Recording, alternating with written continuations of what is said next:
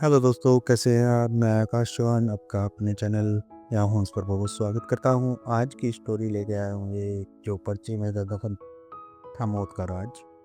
Murder mystery कहानी सुन हैरान रहेंगे आप। ये केस पुलिस के लिए पूरी तरह से ब्लाइंड था। सवाल कई थे, मसलन ये युवक कौन, किसने और क्यों उसे चाकू से गोंदा।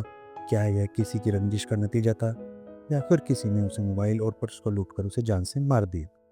तो जी हाँ, यह साल था 2013 और महीना था मई का।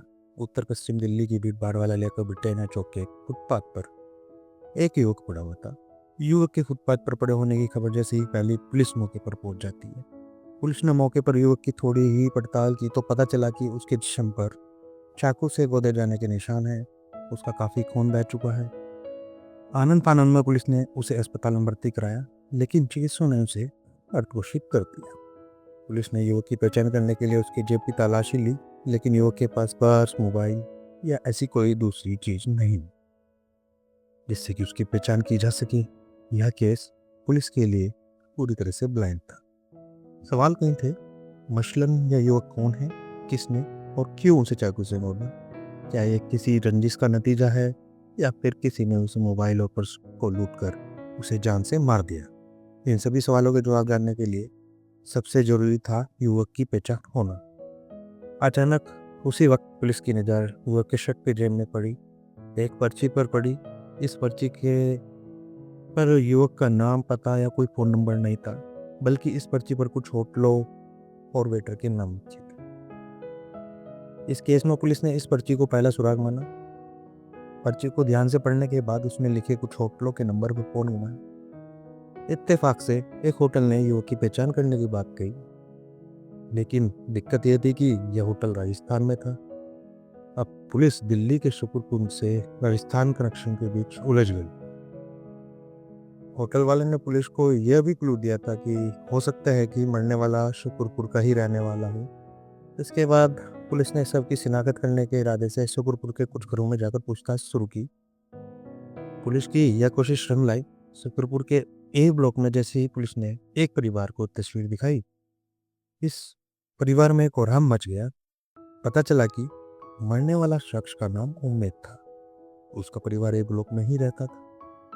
पुलिस ने उम्मो के घर वालों को ढूंढकर तो निकाल लिया, लेकिन हत्या की वजह अभी भी सामने नहीं आ पाई। परिवार वाले इस बारे में कुछ भी नहीं बता पा रहे थे, लेकिन पुलिस को यह पता चल गया था कि उम्मेद अक्सर राजस्थान जाता था।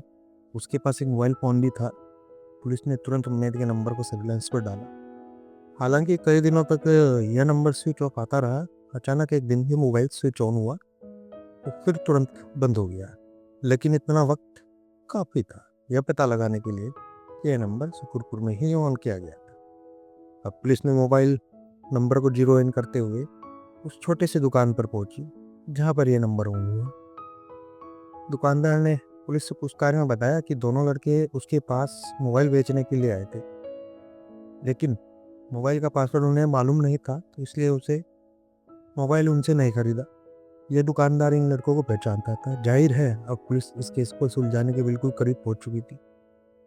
दुकानदार की निशानदेही पर पुलिस ने जेजे कॉलोनी स्थित उन दोनों नौजवानों के घर पहुंची।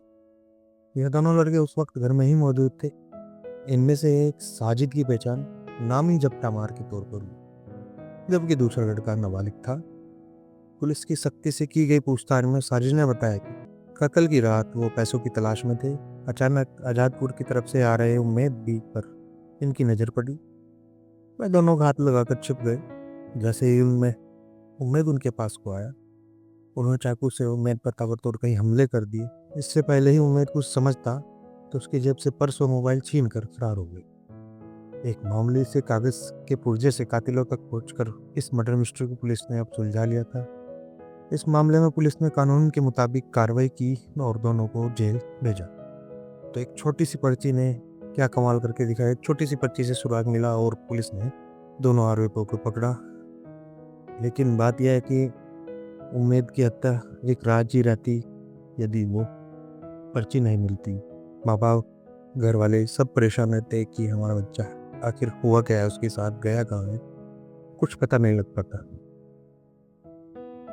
आप भी रात को ट्रैवल करते हैं ना, तो सतर्क रहे, सावधान रहे।